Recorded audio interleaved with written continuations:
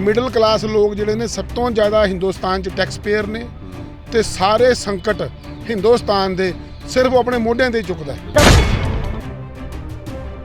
ਅਸੀਂ ਅੱਜ ਗੱਲ ਕਰੀਏ कि मिडल क्लास कित्थे मर गया, ਉਹਨੂੰ क्यों हिंदुस्तान च मारिया जा रहा कि देखो लॉकडाउन आया, ਤੁਸੀਂ कहता बिजली के बिल जिहड़े ने वो पोस्टपोन करते, स्कूलों के बच्चों की फीसां पोस्टपोन करतियां, इनकम टैक्स दी रिटर्नां पोस्टपोन करतियां, बैंकों दी इंस्टॉलमेंट्स पोस्टपोन करतियां। अज लॉकडाउन थोड़ा रिलीज़ है, अपने दिल ते हथ रख के दसो क्या कुछ पोस्टपोन होया? विद इंटरस्ट सने ब्याज इनकम टैक्स दी रिटर्नां दे टैक्स ले के मध्यम वर्गी परिवारां ते एडा वड्डा करोना काल सब तो ज़्यादा पीड़ित जिहड़ा होया मध्यम वर्गी परिवार होया। मैं कहना मध्यम वर्गी परिवारां दा दुखांत है, ना तो किसी को हाथ जाके अड़ सकते हैं कि सानू आटा दे दो, दाल दे दो, कोई स्कीम नहीं, कोई नीला कोई पीला कार्ड नहीं। बिल्कुल गरीब नूं तुसीं 4 रुपये किलो दाल, 2 रुपये किलो आटा दे दिंदे हो। मैं कहना किसी मध्यम वर्गी परिवार नूं किहड़ी सहूलत सरकार दिंदी है? कोई भी सरकार जिहड़ी है वो सब तो ज़्यादा खून निचोड़दी है मध्यम वर्गी परिवारां दा। कि देश के प्रधानमंत्री या देश की सरकारां नूं ये भी सोच लेना चाहिए कि असीं इन्हां वास्ते की कर रहे हैं। गरीब लई तां तुसीं स्कीम कढ दोगे सॉरी गरीब लई तां कोई स्कीम आ जाती, किहड़ा कार्ड आ जाता, उन्होंने राशन कार्ड में डिपू का राशन मिल जाता, सब कुछ मिल जाता।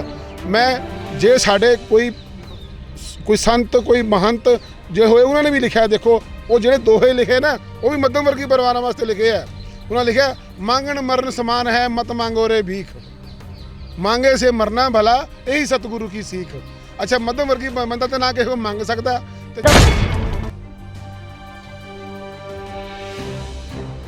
तुसीं मैनूं गल दसो, इनकम टैक्स की रिटर्न की गल करते हैं, 50,000 रुपया महीना कमा लो तुहानूं इनकम टैक्स लगूगा। एग्रीकल्चर की इनकम 50 लाख रुपया हो जाए साल की, 1 रुपया इनकम टैक्स नहीं लगता। यही अकाली दल सारी उम्र बीजेपी के नाल रहा, जदों इन्होंने लग्या भी हुण पंजाब 'च जुत्तियां पैणीਆਂ, हुण साडे खिलाफ लोग हो जाणगे, फटाफट इन्होंने गठबंधन तोड़ लिया। ठीक है, पर उन्हां हलकिਆਂ ਦੇ ਵਿੱਚ जिथे बेअदबी हुई श्री गुरु ग्रंथ साहब जी की, उत्थे सुखबीर सिंह बादल ते उन्हां दी पत्नी हरसिमरत कौर बादल 1.5 से 2 ਲੱਖ वोटां नाल जिते। हो सकता कल मोदी जी सारे किसानों के खाते 50,000 रुपया पा देन भी जाओ जो अंदोलन का माफ़ करता, अब तुहाडे बिल भी कर ले, जाओ घरों घरी, तो भावें बीजेपी की सरकार बना देन। मैनूं तां नहीं लगता भी राष्ट्रपति होना नहीं चाहिए देश 'च। राष्ट्रपति तो मैं कहना एक इहो जी पोस्ट है जिहड़ी डिलीट कर देनी चाहिए संविधान के विचों। सिवाए 5 ਲੱਖ तनख्वाह लैण तो ते किसी पार्टी का किसी राजनीतिक पार्टी का वफादार होने तो इलावा अज तक किसी राष्ट्रपति ने कोई चीज़ की हुई मैनूं दस दो। बात करते नवजोत सिंह सिद्धू दी। हाँ जी, खामोश है, कोई आंधी आने वाली है, तूफान आने वाला है, खामोशी का कारण क्या है? वो मौका परस्त आदमी है जी, अज वो चुप करके बैठा, उन्होंने पता जे कोई पता नहीं कल नूं दोबारा कैप्टन के पैरों 'च पै जे। पिछे तुहानूं याद होगा कैप्टन अमरिंदर सिंह ने उन्होंने रोटी ते बुलाया सीगा, लंच करनगे, उन्हें 2 मिनट नहीं सोचा, भज्जा लंच ते चला गया। 1.5 साल तैनूं उन्हें पुछया नहीं, तेरी कुत्ते जी बात नहीं की उन्हें, फिर तू 1.5 साल बाद मिनट भी उन्हें पुचकारिया, ये भज्जा उसके पैरों 'च जाके लिपट गया। देखो राजनीतिक बंदियां दा कोई जमीर नहीं होंदा जी, ये कदी कोई मुन्नी बन जाती, कदी मम्मी बन जाती है, इसका कोई भरोसा नहीं, तो किसी नूं मुन्नी तो किसी नूं मम्मी कह सकता। जय हिंद जय भारत। दोस्तों तुसी देख रहे हो लाइव भारत के स्पैशल प्रोग्राम शहर विच चर्चा ते देश ते चर्चा, ते अज साडे बहुत ही वधिया गैस्ट ने, ते गैस्ट इहो ਜਿਹੇ ने कि जिन्हां सुप्रीम कोर्ट विच अपने वकालत भी करते हैं, अमृतसर बार एसोसीएशन नाल भी जुड़े रहे हैं, तो पंजाब हरियाणा हाई कोर्ट नाल भी जुड़े रहे हैं। तो अज आपां गल करांगे देश की गल करांगे, शहर की गल करांगे, किसान की गल करांगे, कोरोना की तो गल करांगे, कांग्रेस की तो गल करांगे, इत्थों के MP की। तो सब तो पहला आपां गल करदे जिहड़ा मुद्दा सब तो ज़्यादा किसानां दा, किसानां नाल जुड़िया एक मुद्दा है, उस मुद्दे विच आपां एक टॉपिक लैके आए MRP ते MSP। MRP ते MSP ਇਹ ਕੀ चीज़ है, ਆਪਾਂ अपने दर्शकों वास्ते बहुत ही सीधे साधे लफ्ज़ों ਵਿੱਚ ਤੇ बहुत ही वधिया मैं समझदा कि ਇਹ ਜਿਹੜੀ रिपोर्ट है MSP ते MRP ਸਾਡੇ ਜਿਹੜੇ ਅੱਜ मेहमान ने संदीप एडवोकेट संदीप गोरसी जी, मैं समझदा मेरी अपनी सोच है कि इस तो वधिया शायद कोई ही समझा पावे। तो बहुत बहुत स्वागत है जी ਤੁਹਾਡਾ संदीप गोरसी जी। नमस्कार सफर जी, ਤੁਹਾਡੇ ਸਾਰੇ ਸਰੋਤਿਆਂ ਨੂੰ प्यार भरी सत श्री अकाल। वाह।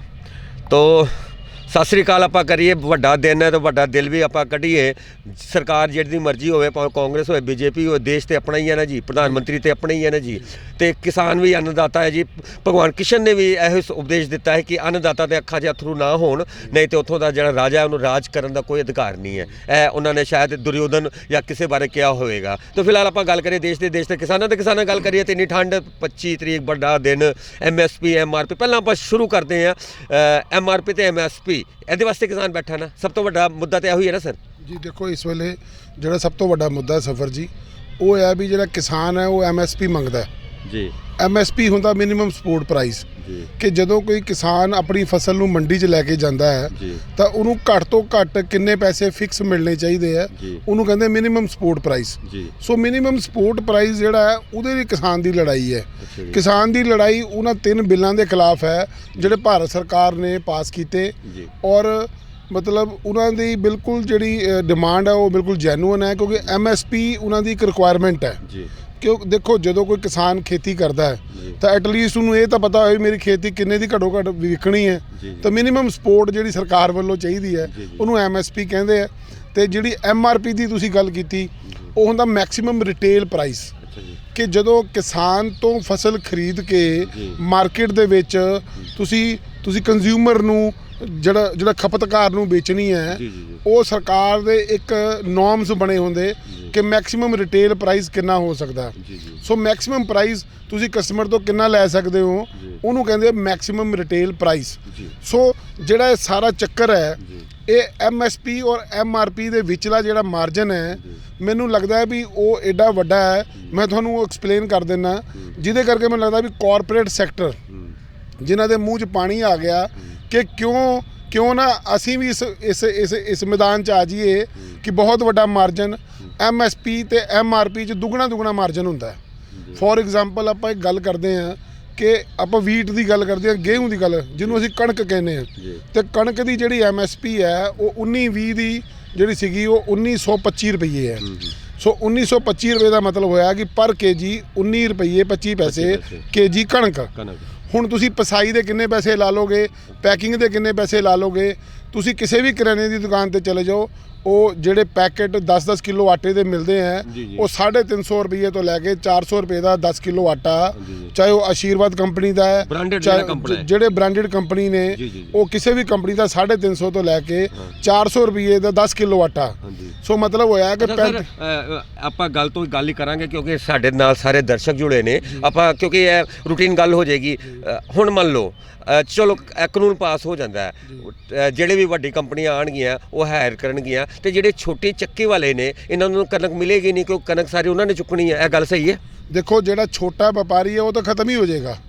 ਇਹ ਤਾਂ ਬਿਲਕੁਲ ਚੱਕੀ ਵਾਲੇ ਨਹੀਂ ਖਤਮ ਹੋਣੇ, ਜਿਹੜੇ ਛੋਟੇ ਚੱਕੀ ਵਾਲੇ ਕਿਸਾਨ ਤੇ ਫਸਲ ਲੈ ਗਿਆ, ਬਿਲਕੁਲ ਫਸਲ ਤੇ ਵੱਡੀ ਕੰਪਨੀ ਲੈ ਗਈ, ਵੱਡੀ ਕੰਪਨੀ ਤੇ ਚੱਕੀ ਵਾਲੇ ਨੂੰ ਦੇਗੀ। ਚੱਕੀ ਦੀ ਆਟਾ ਵਾਲੀ ਚੱਕੀ 270 ਵਾਲੀ ਜਿਹੜੀ 80 ਮਿਲਦੀ ਹੈ, ਉਹ ਆਟਾ ਸਾਨੂੰ ਉਹ ਮਿਲਣਾ ਨਹੀਂ, ਤਾਂ ਸਾਨੂੰ 400 ਰੁਪਏ ਲੈਣਾ ਹੀ ਪੈਣਾ। ਜਿਹੜਾ ਤੁਹਾਨੂੰ 280 ਰੁਪਏ ਵੀ ਮਿਲਦਾ ਹੈ ਉਹ ਬੰਦ ਹੋ ਜਾਣੀ, ਉਹ ਤਾਂ ਬੰਦ ਹੋਣੀ, ਹੱਟੀ ਬੰਦ ਹੋ ਜਾਣੀ ਹੈ। ਹਾਂ, ਹੱਟੀ ਬੰਦ ਹੋ ਜਾਣੀ, ਸਾਨੂੰ 450 500 ਦਾ ਲੈਣਾ ਹੀ ਪੈਣਾ, ਜੋ ਡਿਸਾਈਡ ਕਰੇਗੀ ਕੰਪਨੀ। ਬਿਲਕੁਲ, ਜੋ ਕਾਰਪੋਰੇਟ ਸੈਕਟਰ ਡਿਸਾਈਡ ਕਰੂਗਾ, ਉਹ ਆਪਣਾ ਪੈਕੇਜ ਦਾ MRP ਰੱਖਣਗੇ। ਅੱਛਾ ਸਰ, ਇੱਕ ਗੱਲ ਹੋਰ ਹੈ ਜੀ, ਇਹਦੇ ਵਿੱਚ ਹੀ ਗੱਲ ਹੈ ਜੀ, ਕਣਕ 19 ਰੁਪਏ ਕੁਝ ਪੈਸੇ ਤੁਸੀਂ ਜਿੱਦਾਂ ਦੱਸਿਆ ਜੇ, ਤੇ ਜਦੋਂ ਆਟਾ ਮਾਰਕੀਟ ਵਿੱਚ ਜਿੱਦਾਂ 350 ਰੁਪਏ 35 ਰੁਪਏ ਕਿਲੋ ਵਿਕ ਰਿਹਾ, ਤੇ ਡਬਲ ਮਾਰਜਨ ਹੋ ਗਿਆ, ਤੇ ਇਹਦੇ ਵਿਚਕਾਰ ਜਿਹੜੇ ਪੈਸੇ ਨੇ ਉਹ ਸਰਕਾਰ ਇੰਨਾ ਖਰਚਾ ਲੱਗ ਜਾਂਦਾ, ਮਤਲਬ ਉਹ ਕਣਕ ਨੂੰ ਪਿਸਾ ਕੇ ਤੇ ਮਾਰਕੀਟ 'ਚ ਵੇਚਣਾ ਇੰਨਾ ਖਰਚਾ ਲੱਗ ਜਾਂਦਾ। ਇਹੀ ਤਾਂ ਗੱਲ ਕਰ ਰਿਹਾ ਜੀ, ਮੈਂ ਇਹੀ ਤਾਂ ਗੱਲ ਤੁਹਾਨੂੰ ਕਹਿ ਰਿਹਾ ਹਾਂ ਜੀ, ਕਿ ਇਹੀ ਮੈਂ ਐਕਸਪਲੇਨ ਕਰਨਾ ਚਾਹੁੰਦਾ ਹਾਂ ਕਿ ਜਿਹੜਾ ਦੁੱਗਣਾ ਮਾਰਜਨ ਹੈ, ਦੁੱਗਣੇ ਮਾਰਜਨ ਨੇ ਕਾਰਪੋਰੇਟ ਸੈਕਟਰ ਨੂੰ ਇੱਧਰ ਆਕਰਸ਼ਿਤ ਕੀਤਾ ਹੈ। ਅੱਛਾ ਜੀ, ਇਹ ਦੁੱਗਣੇ ਮਾਰਜਨ ਕਰਕੇ ਉਹਨਾਂ ਦੇ ਮੂੰਹ 'ਚ ਪਾਣੀ ਆਇਆ ਹੈ। ਅੱਛਾ, ਕਿ ਐਡਾ ਵੱਡਾ,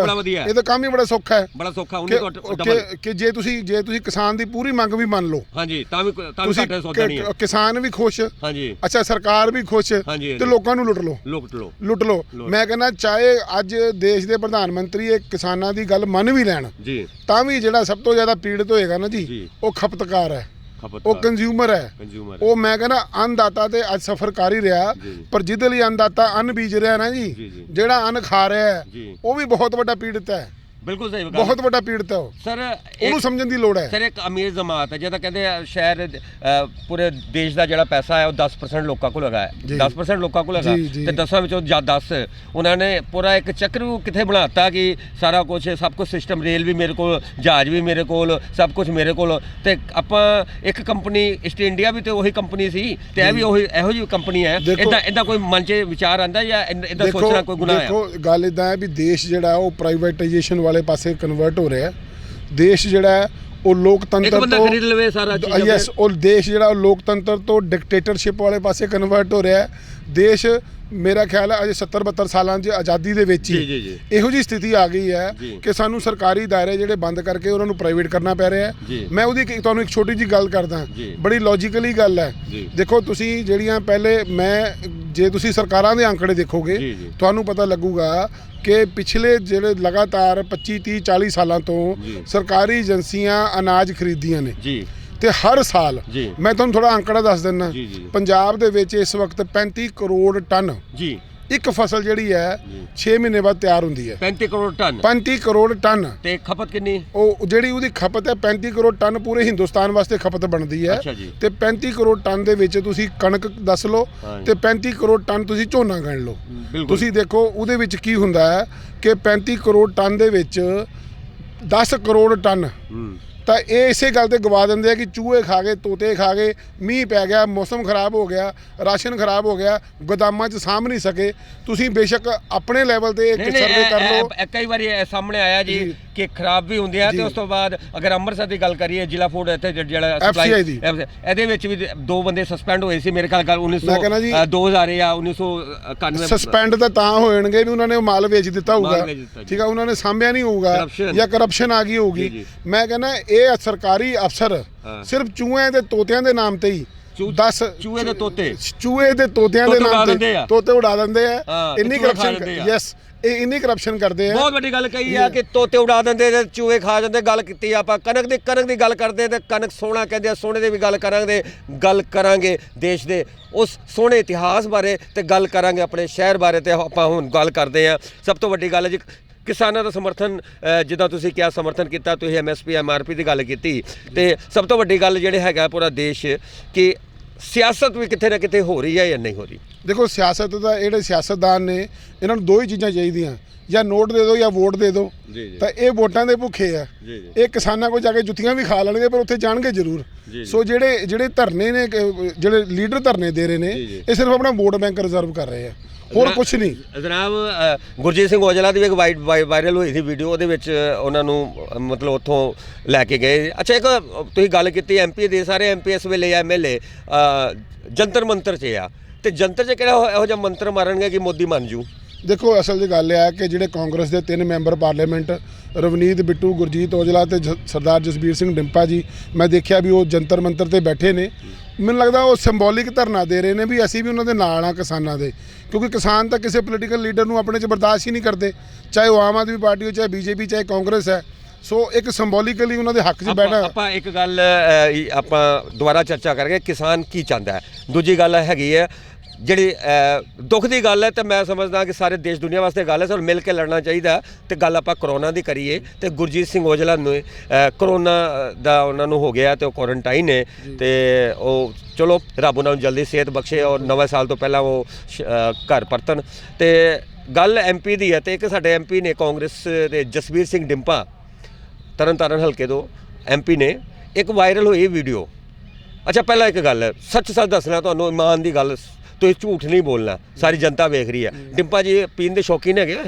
ਦੇਖੋ ਜੀ, ਮੈਂ ਉਹਨਾਂ ਦੀ ਵਿਅਕਤੀਗਤ ਤੌਰ ਤੇ ਮੇਰੇ ਵੱਡੇ ਪੀਣ ਦੇ ਸ਼ੌਕੀਨ ਦਾ ਗੱਲ ਇਹਦੇ ਨਾਲ ਕੋਈ ਤਾਲੁਕਾਤ ਨਹੀਂ। ਦੇਖੋ ਉਹ ਧਰਨੇ ਤੇ ਬੈਠੇ, ਉੱਥੇ ਕੋਈ ਸ਼ਰਾਬ ਪੀ ਕੇ ਨਹੀਂ ਬੈਠੇ ਹੋਣੇ। ਤਾਂ ਸਰ ਸ਼ਰਾਬ ਪੀ ਕੇ ਨਹੀਂ ਬੈਠੇ, ਤੁਹਾਡੀ ਬਿਲਕੁਲ ਗੱਲ ਠੀਕ ਹੈ। ਮੈਂ ਵੀ ਕਹਿੰਦਾ ਮੇਰੇ ਕੋਲ ਕੋਈ ਇਹੋ ਜਿਹਾ ਪੈਮਾਨਾ ਨਹੀਂ ਹੈ, ਪਰ ਲੇਕਿਨ ਇੱਕ ਰਿਪੋਰਟਰ ਲੜਕੀ ਦੇ ਨਾਲ ਜਿਹੜੀ ਵਾਇਰਲ ਵੀਡੀਓ ਹੋਈ ਆ, ਜਿਸ ਤਰ੍ਹਾਂ ਉਹਨਾਂ ਨੇ ਮਾਈਕ ਨੂੰ ਹੱਥ ਮਾਰਿਆ ਤੇ ਤੂੰ ਤੜਕ ਜੇ ਆ ਗਏ, ਤੇ ਮੈਂ ਸਮਝਦਾ ਕਿ ਅਨਪੜ੍ਹ ਬੰਦੇ ਨੂੰ ਵੀ ਖਾ ਦਿਓ, ਉਹ ਵੀ ਕਹਿੰਦਾ ਯਾਰ ਇਹਨੇ ਸ਼ਰਾਬ ਪੀਤੀ ਹੋਣੀ। ਇਹ ਚਰਚਾ ਆ, मैं आरोप नहीं लगा रहा है। डिम्पा जी, जसवीर सिंह डिम्पा, मैं आपके आदर करता हूँ, सम्मान करता हूँ, लेकिन चर्चा है पूरे अमृतसर में, और हिंदी में चर्चा नहीं, पंजाबी में नहीं, और ठेठ पंजाबी में भी लोग कहते हैं कि ਡਿੰਪਾ ਜੀ ਨੇ ਹੋ ਸਕਦਾ ਪੀ ਰੱਖੀ ਹੋਵੇ, ਕਿਉਂਕਿ ਠੰਡ ਬਹੁਤ ਨੇ ਤੇ ਜੰਤਰ ਮੰਤਰ 'ਚ ਕਰੋਨਾ ਵੀ ਹੈ ਤੇ ਮੈਂ ਠੰਡ ਵੀ ਬਹੁਤ ਹੈ ਤੇ ਕਰੋਨਾ ਤੇ ਠੰਡ ਦੇ ਵਿੱਚ ਸਾਡੇ ਕਿਸਾਨ ਭਰਾ ਵੀ ਉੱਥੇ ਬੈਠੇ ਨੇ। MSP MRP ਦੀ ਗੱਲ ਹੋ ਗਈ, ਮੋਦੀ ਦੇ ਮੰਤਰੀ ਸਰ ਮੈਨੂੰ ਇੱਕ ਗੱਲ ਇਹ ਨਹੀਂ ਸਮਝ ਆਈ, ਤਵੱਜੋ ਨਹੀਂ ਦਿੱਤੀ ਪ੍ਰਧਾਨ ਮੰਤਰੀ ਨੇ ਇਸ ਚੀਜ਼ ਨੂੰ, ਕਿਉਂਕਿ ਕਿਸਾਨਾਂ ਦਾ ਚੀਜ਼ ਹੈ, ਕਿਸਾਨ ਇਕੱਠੇ ਹੋਏ ਨੇ ਤੇ ਜੋ ਡਿਸੀਜਨ ਕਰਨਾ ਤੇ ਕਰ ਦੋ, ਇੱਕ ਡਿਸੀਜਨ ਹੀ ਕਰਨਾ ਨਾ ਜੀ। ਇੱਕ ਬੰਦਾ ਆ ਕੇ ਕਹਿ ਦੇਵੇ ਜੀ ਉਹ ਅੱਛਾ, ਪਰ ਉਹ ਕਹਿੰਦੇ ਨੇ ਕਿ ਆਪਾਂ MSP ਹਟਾਣੀ ਨਹੀਂ ਹੈ ਸਾਰਾ ਕੁਝ। ਅੱਜ ਮੈਂ ਤਰਨ ਚੁੱਗ ਦੇ ਦਫ਼ਤਰ ਗਿਆ, ਉੱਥੇ ਵੀ ਮੈਂ ਗਿਆ, ਇਹੋ ਗੱਲ ਪੁੱਛੀ, ਅੱਧੇ ਤੋਂ ਜ਼ਿਆਦਾ ਇਹੋ ਹੀ ਕਹਿੰਦੇ ਨੇ ਕਿਸਾਨ ਐਵੇਂ ਬੈਠੇ ਆ। ਕੁਝ ਬੰਦੇ ਬੋਲੇ, ਮੈਂ ਕਿਹਾ ਫਿਰ ਤਰਨ ਚੁੱਗ ਨੂੰ ਕਹਿ ਦਿਓ, ਕਿਉਂਕਿ ਮਹਾਸਚਿਵ ਨੇ ਜਾ ਕੇ ਮੋਦੀ ਸਾਹਿਬ ਨੂੰ ਕਹਿਣ। ਫਿਲਹਾਲ ਕਾਂਗਰਸ, ਰਾਹੁਲ ਗਾਂਧੀ, ਸੋਨੀਆ ਗਾਂਧੀ ਇਹਨੂੰ ਵੀ ਨਹੀਂ ਪਸੰਦ ਕਰਦੇ ਕਿਸਾਨ, ਅਕਾਲੀ ਦਲ ਨੂੰ ਵੀ ਪਸੰਦ ਨਹੀਂ ਕਰਦੇ, ਕੈਪਟਨ ਸਰਕਾਰ ਨੂੰ ਵੀ ਨਹੀਂ ਕਰਦੇ, ਮੋਦੀ ਸਰਕਾਰ ਨੂੰ ਵੀ ਨਹੀਂ ਕਰਦੇ, ਕਿਹਨੂੰ ਪਸੰਦ ਕਰਦੇ ਸਰ? ਪਸੰਦ ਦੀ ਗੱਲ ਆ ਗਈ ਕਿਸਾਨਾਂ ਦੀ। ਦੇਖੋ ਕਿਸਾਨ ਜਿਹੜਾ ਨਾ ਜੀ ਉਹ ਕਿਸੇ ਰਾਜਨੀਤਿਕ ਪਾਰਟੀ ਦਾ ਮੁਹਤਾਜ ਨਹੀਂ, ਪਹਿਲੀ ਤਾਂ ਗੱਲ ਇਹ ਹੈ। ਕਿਉਂਕਿ ਦੇਖੋ 70% ਪੰਜਾਬ ਦੇ ਵਿੱਚ 62 ਤੋਂ 70% ਜਿਹੜੇ ਲੋਕ ਨੇ ਉਹ ਕਿਸਾਨੀ ਨਾਲ ਜੁੜੇ ਨੇ, ਪੰਜਾਬ ਦੇ ਵੀ ਤੇ ਹਿੰਦੁਸਤਾਨ ਦੇ ਵੀ। ਸੋ ਮੈਨੂੰ ਲੱਗਦਾ ਹੈ ਵੀ ਜੇ ਕਿਸੇ ਪਾਰਟੀ ਨੂੰ ਅਲਾਓ ਕਰਦੇ ਆ ਤਾਂ ਉਹਨਾਂ ਦਾ ਰਾਜਨੀਤੀਕਰਨ ਹੋਊਗਾ, ਜਿਹਦੇ ਨਾਲ ਇਹਨਾਂ ਦਾ ਨੁਕਸਾਨ ਹੋਊਗਾ, ਇਹਨਾਂ ਦੀ ਮੂਵਮੈਂਟ ਖਰਾਬ ਹੋਊਗੀ। ਜੇ ਤੁਸੀਂ ਇਹਨੂੰ ਕਾਂਗਰਸ ਦਾ ਨਾਮ ਦਿਓਗੇ, ਆਮ ਆਦਮੀ ਪਾਰਟੀ ਦਾ ਨਾਮ ਦਿਓਗੇ ਤਾਂ ਇਹ ਮੂਵਮੈਂਟ ਜਿਹੜੀ ਹੈ ਇਹ ਡਿਸਟਰਬ ਹੋਏਗੀ।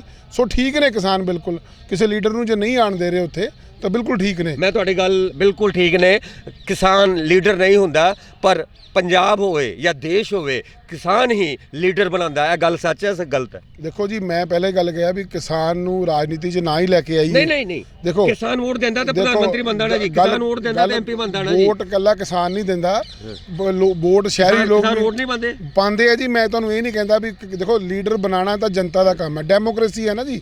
ਅੱਛਾ ਮੰਨ ਲਓ, ਚਲੋ ਮੈਂ ਤੁਹਾਡੀ ਗੱਲ ਤੁਸੀਂ ਜਿੱਦਾਂ ਤੁਸੀਂ ਜਵਾਬ ਦੇਣਾ ਚਾਹੁੰਦੇ ਹੋ ਬਹੁਤ ਵਧੀਆ ਗੱਲ ਹੈ। ਮੇਰੀ ਆਪਣੀ ਸੋਚ ਹੈ, ਤੁਹਾਡੀ ਮੇਰੀ ਸੋਚ ਇਹ ਹੋਈ ਹੈ ਕਿ ਕਿਸਾਨ ਅਗਰ ਵੋਟਰ ਹੈ, ਸਰਕਾਰ ਤਾਂ ਕਿਸਾਨ ਹੀ ਬਣਾਉਂਦਾ ਨਾ ਜੀ, ਮਿਲ ਕੇ ਬਣਾਈ ਦੀ ਹੈ, ਪਰ ਸਰਕਾਰ ਦੀ ਬਹੁਤਾਇਤ ਜ਼ਿਆਦਾ ਗਿਣਤੀ ਕਿਸਾਨਾਂ ਦੀ ਹੈ ਦੇਸ਼ ਦੇ, ਤੇ ਉਸ ਕਿਸਾਨਾਂ ਦੇ ਪ੍ਰਧਾਨ ਮੰਤਰੀ ਅਗਰ ਦੁਖੀ ਨੇ ਤੇ ਕਿਸਾਨ ਦੁਖੀ ਨੇ ਤਾਂ ਨਿਰਣੇ ਬਦਲ ਲੈਣਾ ਚਾਹੀਦਾ। ਅਗਰ ਕਿਸਾਨ ਕਹਿੰਦੇ ਮੇਰਾ ਭਲਾ ਨਾ ਹੋਵੇ, ਪਰ 15 ਕਰੋੜ ਕਿਸਾਨ ਹੈਗੇ ਆ ਸਰ, ਪਰ 15 ਕਰੋੜ ਇਕੱਠੇ ਜਦੋਂ ਹੋਣਗੇ ਤੇ मोदी सरकार भी कह सकती है ना जी कि देश में 15 करोड़ किसान है, समर्थन कितने लोगों का है? यह भी तो सवाल है ना जी। देखो गल है कि जे मैं देश का प्रधानमंत्री होवां फिर मैं इस सवाल का जवाब दे सकदा। हुण तो मैं जे मैं कह भी दवांगा चर्चा सफर जी। देखो मैं कहना भी इस वेले तो कोई भी नहीं कहूगा भी मैं किसानों के नाल नहीं, हर बंदा यही कहूगा मैं किसानों के नाल हाँ, क्योंकि जे वो कहूगा मैं नहीं नाल तो उन्हें सोशल मीडिया ते लोग गालां भी कढदे। मैं गोसे साहब हुण आपां किसानों के नाल दी गल कर लईए, आम आदमी पार्टी की गल कर लईए। आम आदमी पार्टी, एक मिनट में सर, आम आदमी पार्टी तुहाडा आम आदमी वाल झुकाव तो नहीं हैगा? नहीं जी, मेरा किसी पोलीटिकल पार्टी बहुत वधिया गल है। तो आप देश की गल करते हैं। आम आदमी पार्टी के दिल्ली के मुख्यमंत्री अरविंद केजरीवाल बिल पास करते हैं, फिर बिल फाड़ देंगे ने। हरसिमरत कौर बादल पहला बिल पास कर दी, बिना पढ़े उन्हें एक्ट पास करता। यह कितनी राजनीति है? देखो मैं ये गल कहांगा भी सत्ता का जी भुख है ना वो बंदे नूं किसी लैवल पर भी सुट देंदी है। यही अकाली दल सारी उम्र BJP के नाल रहा, जदों इन्हां नूं लग्या भी हुण पंजाब 'च जुत्तियां पैणीਆਂ, ਹੁਣ ਸਾਡੇ ਖਿਲਾਫ ਲੋਕ ਹੋ ਜਾਣਗੇ, ਫਟਾਫਟ ਇਹਨਾਂ ਨੇ ਗਠਬੰਧਨ ਤੋੜ ਲਿਆ। ਸੋ ਮੈਨੂੰ ਇਹ ਲੱਗਦਾ ਕਿ ਇਹ ਗਠਬੰਧਨ ਕੋਈ ਪੱਕਾ ਟੁੱਟਿਆ ਵੀ ਨਹੀਂ ਹੋ ਸਕਦਾ। ਕੱਲ ਨੂੰ ਇਹ ਜਦੋਂ ਸੰਕਟ ਟਲ ਜੇ ਤੇ ਸਰਕਾਰਾਂ ਦੀ ਗੱਲ ਬਣਨ ਦੀ ਆਏਗੀ, ਇਹ ਆਪੋ ਆਪਣੀ ਜੀਠਾਂ ਜਿੱਤ ਕੇ ਤੇ ਫਿਰ ਇਕੱਠੇ ਹੋ ਜਾਣਗੇ। ਸੋ ਇਹਨਾਂ ਦਾ ਇਹ ਵੀ ਕੋਈ ਭਰੋਸਾ ਨਹੀਂ, ਕੋਈ ਇਹ ਗੱਲ ਦਾ ਕੋਈ ਤੁਸੀਂ ਗਰੰਟੀ ਨਹੀਂ ਕਹਿ ਸਕਦੇ। ਮੈਂ ਤੁਹਾਨੂੰ ਇਹ ਗੱਲ ਜਿਸ ਗੱਲ ਤੇ ਮੈਂ ਕਹਿਣਾ ਚਾਹੁੰਦਾ ਸੀ ਵੀ ਇਸ ਸਮੇਂ ਸਭ ਤੋਂ ਜ਼ਿਆਦਾ ਪੀੜਿਤ ਕੌਣ ਹੈ, ਕਰੋਨਾ ਕਾਲ ਦੇ ਵਿੱਚ ਸਭ ਤੋਂ ਜ਼ਿਆਦਾ ਪੀੜਿਤ ਕੌਣ ਹੈ? ਅਸੀਂ ਰਾਜਨੀਤੀ ਤੋਂ ਉੱਠ ਕੇ ਗੱਲ ਕਰਦੇ ਹਾਂ। ਇਸ ਵੇਲੇ ਕਰੋਨਾ ਕਾਲ ਸੀਗਾ, ਇੰਨਾ ਜ਼ਿਆਦਾ ਸੰਕਟ ਪਿਆ, ਸਭ ਤੋਂ ਜ਼ਿਆਦਾ ਦੇਸ਼ ਦੇ ਵਿੱਚ ਸਭ ਤੋਂ ਜ਼ਿਆਦਾ ਮਾਰ ਕਿਹਨੂੰ ਵੱਜੀ ਹੈ ਇਹ ਗੱਲ ਸੋਚਣ ਦੀ ਸੀਗੀ। ਇਹ MSP MRP ਦੇ ਵਿੱਚ ਸਭ ਤੋਂ ਇਹ ਮੈਂ ਕਹਿੰਦਾ ਇਹਦੇ ਵਿੱਚ ਵੀ ਜਿਹੜਾ ਸਭ ਤੋਂ ਜ਼ਿਆਦਾ ਪੀੜਿਤ ਕੌਣ ਹੈ? ਹਿੰਦੁਸਤਾਨ ਦੀ ਮੰਦਭਾਗੀ ਸਭ ਤੋਂ ਵੱਡੀ ਜਿਹੜੀ ਗੱਲ ਹੈ ਕਿ ਸਭ ਤੋਂ ਜ਼ਿਆਦਾ ਟੈਕਸ ਪੇਅਰ ਕੌਣ ਨੇ ਲੋਕ? ਉਹਨੇ ਮਿਡਲ ਕਲਾਸ ਜੀ। ਮੈਂ ਤੁਹਾਨੂੰ ਇੱਕ ਸਫਰ ਦੀ ਗੱਲ ਕਹਿਣਾ ਚਾਹੁੰਦਾ ਜਿਹੜੀ ਦੁਖਦਾਈ ਰੱਗ ਹੈ। ਮਿਡਲ ਕਲਾਸ ਲੋਕ ਜਿਹੜੇ ਨੇ ਸਭ ਤੋਂ ਜ਼ਿਆਦਾ ਹਿੰਦੁਸਤਾਨ 'ਚ ਟੈਕਸ ਪੇਅਰ ਨੇ ਤੇ ਸਾਰੇ ਸੰਕਟ ਹਿੰਦੁਸਤਾਨ ਦੇ ਸਿਰਫ ਆਪਣੇ ਮੋਢਿਆਂ 'ਤੇ ਚੁੱਕਦਾ। ਗਰੀਬ ਦੀ ਰੋਟੀ ਵੀ ਉਹ ਮਿਡਲ ਕਲਾਸ ਦੇ ਟੈਕਸ ਤੋਂ ਹੀ ਜਾਂਦੀ ਹੈ, ਅਮੀਰ ਦੀ ਲਗਜ਼ਰੀਜ਼ ਵੀ ਮਿਡਲ ਕਲਾਸ ਦੇ ਟੈਕਸ ਤੋਂ ਹੀ ਜਾਂਦੀ ਹੈ। ਮੇਜਰ ਰੇਸ਼ੋ ਜੇ ਟੈਕਸ ਪੇਅਰ ਦੀ ਰੇਸ਼ੋ ਤੁਸੀਂ ਕੈਲਕੂਲੇਟ ਕਰੋਗੇ ਤਾਂ 80% ਟੈਕਸ ਪੇਅਰ ਜਿਹੜੇ ਨੇ ਉਹ ਮਿਡਲ ਕਲਾਸ ਨੇ। ਸੋ ਮੈਂ ਕਹਿੰਦਾ ਅਸੀਂ ਅੱਜ ਗੱਲ ਕਰੀਏ ਕਿ ਮਿਡਲ ਕਲਾਸ ਕਿੱਥੇ ਮਰ ਗਿਆ, ਉਹਨੂੰ ਕਿਉਂ ਹਿੰਦੁਸਤਾਨ 'ਚ ਮਾਰਿਆ ਜਾ ਰਿਹਾ, ਕਿੱਥੇ ਮਿਡਲ ਕਲਾਸ ਦੀ ਗੱਲ ਨਹੀਂ ਸੁਣੀ ਜਾ ਰਹੀ, ਕੀ ਉਹਦੇ ਨਾਲ ਹੋ ਰਿਹਾ, ਇਸ ਗੱਲ 'ਤੇ ਵੀ ਆਪਾਂ ਨੂੰ ਚਰਚਾ ਕਰ ਲੈਣੀ ਚਾਹੀਦੀ ਹੈ। ਜੇ ਦੇਸ਼ ਦੀ ਚਰਚਾ ਹੈ, ਸਟੇਟ ਦੀ ਚਰਚਾ ਹੈ, ਡਿਸਟ੍ਰਿਕਟ ਦੀ ਚਰਚਾ ਹੈ ਤੇ ਲੋਕਤੰਤਰ ਦੀ ਚਰਚਾ ਹੈ ਤੇ ਲੋਕਾਂ ਦੀ ਚਰਚਾ ਵੀ ਹੋਣੀ ਚਾਹੀਦੀ ਹੈ। ਲੋਕਾਂ ਦੀ ਚਰਚਾ 'ਚ ਇਹ ਹੈ, ਸਭ ਤੋਂ ਪਹਿਲਾ ਜਿਹੜਾ ਪੁਆਇੰਟ ਹੈ ਕਿ ਦੇਖੋ ਲੋਕਡਾਊਨ ਆਇਆ, ਤੁਸੀਂ ਕਹਿਤਾ ਬਿਜਲੀ ਦੇ ਬਿੱਲ ਜਿਹੜੇ ਨੇ ਉਹ ਪੋਸਟਪੋਨ ਕਰਤੇ, ਸਕੂਲਾਂ ਦੇ ਬੱਚਿਆਂ ਦੀ ਫੀਸਾਂ ਪੋਸਟਪੋਨ ਕਰਤੀਆਂ, ਇਨਕਮ ਟੈਕਸ ਦੀਆਂ ਰਿਟਰਨਾਂ ਪੋਸਟਪੋਨ ਕਰਤੀਆਂ, ਬੈਂਕਾਂ ਦੀਆਂ ਇੰਸਟਾਲਮੈਂਟਸ ਪੋਸਟਪੋਨ ਕਰਤੀਆਂ। ਅੱਜ ਲੋਕਡਾਊਨ ਥੋੜਾ ਰਿਲੀਜ਼ ਹੈ, ਆਪਣੇ ਦਿਲ ਤੇ ਹੱਥ ਰੱਖ ਕੇ ਦੱਸੋ ਕਿਆ ਕੁਝ ਪੋਸਟਪੋਨ ਹੋਇਆ? ਵਿਦ ਇੰਟਰਸਟ, ਸਣੇ ਵਿਆਜ ਇਨਕਮ ਟੈਕਸ ਦੀਆਂ ਰਿਟਰਨਾਂ ਦੇ ਟੈਕਸ ਲਏ ਗਏ ਮੱਧਮ ਵਰਗੀ ਪਰਿਵਾਰਾਂ ਤੋਂ। ਮੱਧਮ ਵਰਗੀ ਪਰਿਵਾਰਾਂ ਦਾ ਦੁਖਾਂਤ ਸੁਣੋ, ਬੱਚਿਆਂ ਦੇ ਸਕੂਲਾਂ ਦੀਆਂ ਫੀਸਾਂ ਜਿੱਥੇ ਮਰਜ਼ੀ ਲੜਾਈ ਲੜ ਲਈ, ਉਹਨਾਂ ਨੂੰ ਹਰ ਸਕੂਲਾਂ ਦੀਆਂ ਫੀਸਾਂ ਬੱਚਿਆਂ ਦੀਆਂ ਦੇਣੀਆਂ ਪਈਆਂ। ਸਫ਼ਰ ਜੀ ਤੁਸੀਂ ਵੀ ਸਫ਼ਰ ਉਹ 'ਚ, ਮੈਂ ਵੀ ਉਹ 'ਚ ਸਫ਼ਰ ਹੋਇਆ। ਸਫ਼ਰ ਵਾਲਾ ਸਫ਼ਰ ਨਹੀਂ, ਇੰਗਲਿਸ਼ ਵਾਲਾ ਸਫ਼ਰ ਹੋਇਆ। ਠੀਕ ਹੈ, ਅਸੀਂ ਦੇਖੋ ਅਸੀਂ ਜਿਹੜੇ ਬੈਂਕਾਂ ਦੀਆਂ ਕਿਸ਼ਤਾਂ ਸੀ, ਬੈਂਕਾਂ ਨੇ ਕਿਸ਼ਤਾਂ ਪੋਸਟਪੋਨ ਕਰਤੀਆਂ, ਉਹਨਾਂ ਹੀ ਇੰਟਰਸਟ ਕੈਲਕੂਲੇਟ ਕੀਤਾ, ਉਹ ਕੋਈ ਇੰਟਰਸਟ ਨਹੀਂ ਛੱਡਿਆ ਕਿਸੇ ਨੇ। ਐਡਾ ਵੱਡਾ ਕਰੋਨਾ ਕਾਲ, ਸਭ ਤੋਂ ਜ਼ਿਆਦਾ ਪੀੜਤ ਜਿਹੜਾ ਹੋਇਆ ਉਹ ਮੱਧਮ ਵਰਗੀ ਪਰਿਵਾਰ ਹੋਇਆ। ਮੈਂ ਕਹਿੰਦਾ ਮੱਧਮ ਵਰਗੀ ਪਰਿਵਾਰਾਂ ਦਾ ਦੁਖਾਂਤ ਹੈ। ਨਾ ਤਾਂ ਕਿਸੇ ਕੋਲ ਹੱਥ ਜਾ ਕੇ ਅੜ ਸਕਦੇ ਆ ਵੀ ਸਾਨੂੰ ਆਟਾ ਦੇ ਦਿਓ, ਦਾਲ ਦੇ ਦਿਓ, ਕੋਈ ਸਕੀਮ ਨਹੀਂ, ਕੋਈ ਨੀਲਾ ਕੋਈ ਪੀਲਾ ਕਾਰਡ ਨਹੀਂ, ਨੀਲਾ ਪੀਲਾ ਆਪਣੇ ਨੂੰ ਮਿਲੇ ਹੋਏ ਸਾਰੇ। ਬਿਲਕੁਲ, ਗਰੀਬ ਨੂੰ ਤੁਸੀਂ 4 ਰੁਪਏ ਕਿਲੋ ਦਾਲ, 2 ਰੁਪਏ ਕਿਲੋ ਆਟਾ ਦੇ ਦਿੰਦੇ ਹੋ। ਮੈਂ ਕਹਿੰਦਾ ਕਿਸੇ ਮੱਧਮ ਵਰਗੀ ਪਰਿਵਾਰ ਨੂੰ ਕਿਹੜੀ ਸਹੂਲਤ ਸਰਕਾਰ ਦਿੰਦੀ ਹੈ? ਕੋਈ ਵੀ ਸਰਕਾਰ ਜਿਹੜੀ ਹੈ ਉਹ ਸਭ ਤੋਂ ਜ਼ਿਆਦਾ ਖੂਨ ਨਿਚੋੜਦੀ ਹੈ ਮੱਧਮ ਵਰਗੀ ਪਰਿਵਾਰਾਂ ਦਾ। ਮੈਂ ਤੁਹਾਨੂੰ ਇਹ ਗੱਲ ਲਿਖ ਕੇ ਦੇਣ ਨੂੰ ਤਿਆਰ ਹਾਂ। ਤੁਸੀਂ ਦੇਖ ਲਓ ਜਿੰਨੇ ਟੈਕਸ, ਚਾਹੇ ਹਾਊਸ ਟੈਕਸ ਹੈ, ਵਾਟਰ ਟੈਕਸ ਹੈ, ਸੈਂਟਰੀ ਟੈਕਸ ਹੈ, ਮਿਊਨਿਸਪਲ ਟੈਕਸ ਹੈ, ਇਨਕਮ ਟੈਕਸ ਹੈ, ਕੋਈ ਵੀ ਟੈਕਸ ਲਾ ਲਓ, ਸਭ ਤੋਂ ਜ਼ਿਆਦਾ ਟੈਕਸ ਜਿਹੜਾ ਮੱਧਮ ਵਰਗੀ ਪਰਿਵਾਰ ਦਿੰਦੇ ਆ ਬਿਨਾਂ ਕਿਸੇ ਸਹੂਲਤ ਤੋਂ, ਔਰ ਉਹਨਾਂ ਨੂੰ ਸਹੂਲਤ ਵੀ ਕੋਈ ਨਹੀਂ ਸਰਕਾਰ ਦਿੰਦੀ। ਤੁਸੀਂ ਦੇਖੋ ਇਸ ਸਮੇਂ ਦੇ ਵਿੱਚ ਸਭ ਤੋਂ ਜ਼ਿਆਦਾ ਮਾਰ ਮੱਧਮ ਵਰਗੀ ਪਰਿਵਾਰਾਂ ਨੂੰ ਵੱਜੀ ਹੈ। ਔਰ ਮੈਂ ਗੱਲ ਕਹਿਣਾ ਕਿ ਦੇਸ਼ ਦੇ ਪ੍ਰਧਾਨ ਮੰਤਰੀ ਜਾਂ ਦੇਸ਼ ਦੀ ਸਰਕਾਰਾਂ ਨੂੰ ਇਹ ਵੀ ਸੋਚ ਲੈਣਾ ਚਾਹੀਦਾ ਕਿ ਅਸੀਂ ਇਹਨਾਂ ਵਾਸਤੇ ਕੀ ਕਰ ਰਹੇ ਹਾਂ। ਗਰੀਬ ਲਈ ਤਾਂ ਤੁਸੀਂ ਸਕੀਮ ਕੱਢ ਦੋਗੇ ਸੌਰੀ ਗਰੀਬ ਲਈ ਤਾਂ ਕੋਈ ਸਕੀਮ ਆ ਜਾਂਦੀ, ਕਿਹੜਾ ਕਾਰਡ ਆ ਜਾਂਦਾ, ਉਹਨੂੰ ਰਾਸ਼ਨ ਕਾਰਡ ਨੂੰ ਡੀਪੂ 'ਤੇ ਰਾਸ਼ਨ ਮਿਲ ਜਾਂਦਾ, ਸਭ ਕੁਝ ਮਿਲ ਜਾਂਦਾ। ਮੈਂ ਜੇ ਸਾਡੇ ਕੋਈ ਸੰਤ, ਕੋਈ ਮਹੰਤ ਜੇ ਹੋਏ, ਉਹਨਾਂ ਨੇ ਵੀ ਲਿਖਿਆ, ਦੇਖੋ ਉਹ ਜਿਹੜੇ ਦੋਹੇ ਲਿਖੇ ਨਾ ਉਹ ਵੀ ਮੱਧਮ ਵਰਗੀ ਪਰਿਵਾਰਾਂ ਵਾਸਤੇ ਲਿਖੇ ਆ। ਉਹਨਾਂ ਲਿਖਿਆ ਮੰਗਣ ਮਰਨ ਸਮਾਨ ਹੈ, ਮਤ ਮੰਗੋ ਰੇ ਭੀਖ, ਮੰਗੇ ਸੇ ਮਰਨਾ ਭਲਾ, ਇਹੀ ਸਤਿਗੁਰੂ ਕੀ ਸੀਖ। ਅੱਛਾ, ਮੱਧਮ ਵਰਗੀ ਬੰਦਾ ਤਾਂ ਨਾ ਕਿਸੇ ਕੋਲ ਮੰਗ ਸਕਦਾ, ਤੇ ਜੇ ਕਿਤੇ ਲੈਣ ਦੀ ਵੀ ਗੱਲ ਕਰੀਏ, ਤੁਸੀਂ ਗੱਲ ਕਰ ਲੈਂਦੇ ਆ। ਤੁਸੀਂ ਮੈਨੂੰ ਦੱਸੋ, ਜੇ ਲੀਡਰਾਂ ਨੇ ਰਾਸ਼ਨ ਦਿੱਤਾ, ਪਹਿਲੇ ਇੱਕ ਦੀ ਫੋਟੋ ਖਿੱਚ ਕੇ ਤੇ ਨਾਲੇ ਸਾਰੀ ਫੇਸਬੁੱਕ ਤੇ ਪਾਤੀ ਕਿ ਇਹ ਮੈਂ ਮਿਡਲ ਕਲਾਸ ਬੰਦੇ ਨੂੰ। ਮੱਧਮ ਵਰਗੀ ਪਰਿਵਾਰ ਵਾਲਾ ਬੰਦੇ ਦਾ ਦੁਖਾਂਤ ਇਹ ਸੀਗਾ, ਨਾ ਤੇ ਉਹ ਕਿਸੇ ਕੋਲ ਰਾਸ਼ਨ ਲੈ ਸਕਿਆ, ਨਾ ਕਿਸੇ ਕੋਲ ਸਰਕਾਰ ਤੋਂ ਬੈਨੀਫਿਟ ਲੈ ਸਕਿਆ, ਔਰ ਸਰਕਾਰ ਨੇ ਸਭ ਤੋਂ ਜ਼ਿਆਦਾ ਖੂਨ ਨਿਚੋੜਿਆ ਤੇ ਮੱਧਮ ਵਰਗੀ ਪਰਿਵਾਰਾਂ ਦਾ ਨਿਚੋੜਿਆ। ਸਕੂਲਾਂ ਦੀਆਂ ਫੀਸਾਂ ਲਈਆਂ, ਉਹਨਾਂ ਨੇ ਇਨਕਮ ਦੇ ਟੈਕਸ ਲਏ, ਉਹਨਾਂ ਦੇ ਹਾਊਸ ਟੈਕਸ ਲਏ, ਉਹਨਾਂ ਦੇ ਬੱਤੀ ਦੇ ਬਿੱਲ ਪੂਰੇ ਵੱਧ ਚੜ੍ਹ ਕੇ ਲਏ। ਤੁਸੀਂ ਮੈਨੂੰ ਦੱਸੋ, ਇਹ ਬੱਤੀ ਦੇ ਬਿੱਲ ਪਿੰਡਾਂ ਵਾਲਿਆਂ ਨੂੰ ਮਾਫ ਨੇ, ਸ਼ਹਿਰਾਂ ਵਾਲਿਆਂ ਨੂੰ ਕਿਹੜਾ ਬਿੱਲ ਮਾਫ ਆ?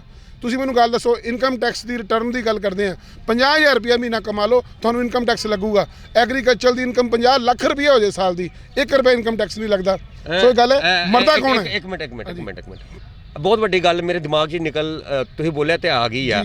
ਐਗਰੀਕਲਚਰ ਨੂੰ ਕਬਜ਼ਾ ਕਰਨ ਦੇ ਪਿੱਛੇ ਇੱਕ ਵੱਡਾ ਕਾਰਨ ਇਹ ਵੀ ਤੇ ਹੋ ਸਕਦਾ, ਜਿਹੜੀ ਗੱਲ ਤੁਸੀਂ ਕਹੀ ਹੈ ਕਿ ਉਹਦੇ ਵਿੱਚ ਟੈਕਸ, ਇਹਦੇ ਵਿੱਚ ਕੋਈ ਟੈਕਸ ਨਹੀਂ, ਤੇ ਵੱਡੀ ਕੰਪਨੀਆਂ ਅਗਰ ਐਗਰੀਕਲਚਰ ਡਿਪਾਰਟਮੈਂਟ, ਕਿਉਂਕਿ ਐਗਰੀਕਲਚਰ ਨਾਲ ਜੁੜਨਗੇ ਖੇਤੀ ਨਾਲ, ਤੇ ਉਹ ਟੈਕਸ ਵਾਲਾ ਵੀ ਕਿਤੇ ਰੋਲ ਉਹ ਵੀ ਤੇ ਨਿਕਲ ਆ ਸਕਦਾ। ਨਹੀਂ ਜੀ, ਮੈਂ ਤੁਹਾਨੂੰ ਦੱਸਦਾ ਜੀ, ਜਿਹੜਾ ਕਾਰਪੋਰੇਟ ਸੈਕਟਰ ਦੀ ਤੁਸੀਂ ਗੱਲ ਕਰਦੇ ਹੋ ਨਾ, ਉਹ ਇਸ ਐਗਰੀਕਲਚਰ 'ਚ ਨਹੀਂ ਆਣਗੇ। ਐਗਰੀਕਲਚਰ 'ਚ ਉਹ ਕਿਸਾਨ ਆਣਗੇ ਜਿਨ੍ਹਾਂ ਨੂੰ ਪੈਸੇ ਆਣਗੇ। ਅੱਛਾ, ਉਹ ਤਾਂ ਕਿਸਾਨ ਹੀ ਨੇ। ਅੱਛਾ, ਕਿਸਾਨ ਹੀ, ਚਾਹੇ ਉਹ 100 ਕਿੱਲੇ ਵਾਲਾ ਕਿਸਾਨ ਹੈ, ਚਾਹੇ 4 ਕਿੱਲੇ ਵਾਲਾ ਕਿਸਾਨ ਹੈ, ਉਹਦੀ ਇਨਕਮ ਚਾਹੇ 5 ਲੱਖ ਹੈ ਤੇ ਚਾਹੇ 5 ਕਰੋੜ ਹੈ, ਉਹ ਟੈਕਸ ਫ੍ਰੀ ਹੈ। ਤੁਸੀਂ ਇਹ ਗੱਲ ਸਮਝੋ, ਉਹ ਕਾਰਪੋਰੇਟ ਨਹੀਂ ਆਣਗੇ। ਕਾਰਪੋਰੇਟ ਦੇ ਆਉਣ ਨਾਲ ਹਾਂ ਇੱਕ ਗੱਲ ਹੋਊਗੀ ਕਿ ਬੱਤੀ ਦੇ ਬਿੱਲ ਦੇਣੇ ਪੈਣਗੇ, ਟਿਊਬਵੈਲਾਂ ਦੇ ਬਿੱਲ ਦੇਣੇ ਪੈਣਗੇ, ਜੇ ਤੁਸੀਂ ਕੋਈ ਸਰਕਾਰ ਦਾ ਯੂਜ਼ ਕਰਦੇ ਹੋ ਉਹਦੇ ਬਿੱਲ ਦੇਣੇ ਪੈਣਗੇ। ਸਰਕਾਰ ਨੂੰ ਆਮਦਨ ਵਧਣੀ ਹੈ। ਸਰਕਾਰ ਨੇ ਆਪਣਾ ਸੋਚਿਆ। ਮੈਂ ਕਹਿੰਦਾ ਅਸੀਂ ਤਾਂ ਮੋਦੀ ਜੀ ਤੋਂ ਅਪੀਲ ਕਰਦੇ ਹਾਂ, ਤੁਹਾਡੇ ਹੱਥ ਜੋੜ ਕੇ ਅਪੀਲ ਹੈ, ਤੁਸੀਂ ਕਿਸਾਨਾਂ ਦੀ ਗੱਲ ਵੀ ਸੁਣ ਲੋਗੇ ਨਾ ਤਾਂ ਵੀ ਸਰਕਾਰ ਦਾ ਕੁਝ ਨਹੀਂ ਜਾਣਾ। ਕਿਸਾਨਾਂ ਦੀ ਸਾਰੀ ਗੱਲ ਮੰਨ ਲਓ ਤਾਂ ਵੀ ਸਰਕਾਰ ਦਾ। ਅੱਛਾ ਸਰ, ਆਪਾਂ ਦੇਸ਼ ਵਿੱਚ ਹਰ ਸਟੇਟ 'ਚ MSP MRP ਦਾ ਕੋਈ ਚੱਕਰ ਹੀ ਨਹੀਂ ਹੈਗਾ। ਕਈ ਸਟੇਟਾਂ ਇਹੋ ਜਿਹੀਆਂ ਵੀ ਆ, ਉੱਥੇ ਵੀ ਤਾਂ ਕਿਸਾਨ ਹੈਗੇ ਨੇ। ਦੇਖੋ, ਸਭ ਤੋਂ ਜ਼ਿਆਦਾ ਖੇਤੀ ਜਿਹੜੀ ਹੈ ਨਾ, ਹਰਤ ਕ੍ਰਾਂਤੀ ਜਿਹੜੀ ਹੈ ਨਾ, ਉਹ ਨਾਰਥ ਇੰਡੀਆ 'ਚ। ਬਾਕੀ ਜਿਹੜੀ ਸਟੇਟਾਂ ਵਿੱਚ ਜੀ, ਜਿੱਦਾਂ ਪੰਜਾਬ, ਹਰਿਆਣਾ ਤੇ ਨਹੀਂ, ਹਿਮਾਚਲ ਨਹੀਂ, ਹਿਮਾਚਲ ਇਸ ਐਗਰੀਕਲਚਰ 'ਚ ਨਹੀਂ ਬਹੁਤਾ ਆਉਂਦਾ, ਉਹਦੇ 'ਚ ਵੈਸਟ ਯੂਪੀ ਹੈ। ਸੋ ਜਿਹੜਾ ਇਹ ਵਾਲਾ ਏਰੀਆ ਨਾ, ਹਰਤ ਕ੍ਰਾਂਤੀ 'ਚ ਇਹ ਰਿਹਾ, ਇੱਥੇ ਜ਼ਿਆਦਾ ਫਸਲ ਪੈਦਾ ਹੁੰਦੀ ਹੈ। ਬਾਕੀ ਸਟੇਟਾਂ 'ਚ ਵੀ ਹੁੰਦੀ ਹੈ ਕਿਸਾਨ, ਬਾਕੀ ਸਟੇਟਾਂ 'ਚ ਵੀ, ਮਹਾਰਾਸ਼ਟਰ 'ਚ ਵੀ ਕਿਸਾਨ ਨੇ, ਪਰ ਉਹਨਾਂ ਦੀ ਫਸਲ ਦਾ ਜਿਹੜਾ ਤਰੀਕਾ ਉਹ ਅਲੱਗ ਹੈ। ਸਾਡੇ 2 ਤਰ੍ਹਾਂ ਦੀ ਫਸਲ ਹੈ, ਜਿਹੜੀ ਹਰ ਸਾਲ ਅਸੀਂ ਉਹੀ ਫਸਲ ਬੀਜਦੇ ਹਾਂ। ਗੋਸੀ ਜੀ ਬੜੀ ਵਧੀਆ ਤੁਸੀਂ ਗੱਲ ਕੀਤੀ, ਸਾਡੇ ਦਰਸ਼ਕਾਂ ਨਾਲ ਰੂਬਰੂ ਹੋ ਗਿਆ। ਇੱਕ ਗੱਲ ਮੈਨੂੰ ਹੋਰ ਸਮਝਾ ਦਿਓ ਕਿ ਜਿੱਦਾਂ ਐਗਰੀਮੈਂਟ ਕਿਸਾਨ ਦੀ ਜ਼ਮੀਨ ਨਹੀਂ ਵਿਕੇਗੀ, ਇਹ ਉਹਨਾਂ ਨੇ ਦੱਸਿਆ ਹੋਇਆ। ਉਹ ਕਹਿੰਦੇ ਆ ਕਿ ਆਪਾਂ ਫਸਲ ਦਾ ਬੀਮਾ ਕਰਾਂਗੇ। ਉਹ ਕਹਿੰਦੇ ਨੇ ਕੰਪਨੀ ਅਗਰ ਆਂਦੀ ਆ ਤੇ ਕੰਟਰੈਕਟ ਫਾਰਮਿੰਗ ਜਿੱਦਾਂ ਬਾਹਰ ਦੇ ਕਲਚਰ ਜੋ ਵੀ ਹੈ ਬਾਹਰ ਦੇ ਕਲਚਰ ਲੈ ਕੇ ਆਏ ਨੇ, ਤੇ ਕੀ ਇਹਦੇ 'ਚ ਕਿਸਾਨ ਆਉਣ ਵਾਲੇ ਟਾਈਮ 'ਚ, ਕਿਉਂਕਿ ਸਭ ਕੁਝ ਤੇ ਕਾਨੂੰਨੀ ਤੌਰ ਤੇ ਹੋਣਾ ਹੈ ਜੀ, ਤੇ ਜਾਂ ਤਾਂ ਫਿਰ ਫਰਾਡ ਕਰਨਗੇ ਜਾਂ ਨਹੀਂ ਤੇ ਫਿਰ ਕਿੱਦਾਂ ਇਹਨਾਂ ਦਾ ਨੁਕਸਾਨ ਕਿੱਦਾਂ ਹੋਣਾ ਹੈ? ਦੇਖੋ ਇੱਕ ਤਾਂ ਪਹਿਲਾਂ ਦੇਖੋ ਹਰ ਗੱਲ ਦੀਆਂ ਮੈਰਿਟਸ ਤੇ ਡੀਮੈਰਿਟਸ ਹੁੰਦੀਆਂ। ਪਹਿਲਾ ਸਿਸਟਮ ਵੀ ਦੇ ਵਿੱਚ ਵੀ ਬਹੁਤ ਡੀਮੈਰਿਟ ਸੀਗੀਆਂ। ਆੜਤੀਆ ਸਿਸਟਮ ਸੀਗਾ। ਕਿਸਾਨ ਨੂੰ ਕਿਸੇ ਘਰ ਦੇ ਵਿੱਚ ਫੰਕਸ਼ਨ ਹੈ, ਕੋਈ ਵਿਆਹ ਫੰਕਸ਼ਨ ਕਰਨਾ, ਬੱਚੇ ਦਾ ਕੋਈ ਪ੍ਰੋਬਲਮ ਹੈ, ਕੋਈ ਹਸਪਤਾਲ ਚਲਾ ਗਿਆ, ਕੋਈ ਬਿਮਾਰੀ ਪੈ ਗਈ, ਆੜਤੀਏ ਕੋਲ ਜਾ ਕੇ ਪੈਸੇ ਫੜ ਲਿਆਏ। ਆੜਤੀਆ ਲੱਖ 2 ਲੱਖ ਦਿੱਤਾ, 5 ਲੱਖ ਦਿੱਤਾ, 2% ਵਿਆਜ ਮਹੀਨੇ ਤੇ ਆੜਤੀਆ ਪੈਸੇ ਦਿੰਦਾ ਸੀ ਕਿਸਾਨ ਨੂੰ, ਸਾਲ ਦਾ 24% ਵਿਆਜ। ਠੀਕ ਹੈ ਜੀ। ਉਹ ਕਿਸਾਨ ਕਹਿੰਦੇ ਸਾਡਾ ਆੜਤੀਆ ATM ਹੈ। ਉਹ ATM ਨੇ ਏਡੀ ਵੱਡੀ ਲੁੱਟ ਮਚਾਈ ਹੋਈ ਸੀ।